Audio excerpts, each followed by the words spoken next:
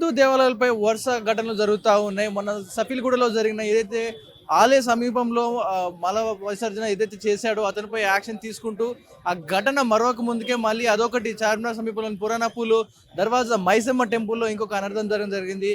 మొన్న రాత్రి ఏదైతే కొంతమంది దుండగులు కొంతమంది యువకులు ఈ ఆలయంపై దాడి చేసి లోపల ఉన్న విగ్రహాలు ఏవైతే ఉంటాయో వాటిని ధ్వంసం చేసే ప్రయత్నం చేశారు. కొన్ని ప్లాస్టర్ ప్యారిస్తో చేసిన విగ్రహాలు ఏవైతే ఉంటాయో అమ్మవారి స్వరూప విగ్రహాలు ఏవైతే ఉన్నాయో వాటిపై దాడి చేయడం జరిగింది. వాటన్నిటి కూడా పగలగొట్టడం జరిగింది. ఈ నేపథ్యంలో అందరూ కూడా స్థానికంగా ఉండే మహిళలు ఎవరైతే ఉన్నారో వారందరూ కూడా ఆ వ్యక్తిని పట్టుకోవడానికి ప్రయత్నించినప్పుడు ఒక్కసారిగా వారి దగ్గర నుంచి విదిలించుకొని చిన్నపాటి తోపులాట చేసి అక్కడి నుంచి పారిపోవడం జరిగింది. ఆ వెంటనే అందరూ కూడా హిందూ సంఘాలన్నీ కూడా ఏకమై ఇక్కడికి చేరుకోవడం జరిగింది. ఇక్కడ పెద్ద ఎత్తున మనం ఆర్టీవీ విజువల్స్ ఎక్స్క్లూజివ్ చూడొచ్చు. ఆ రోజు రాత్రి ఏం జరిగింది అనేది కళ్ళగట్టినట్టు కనబడతా ఉంది.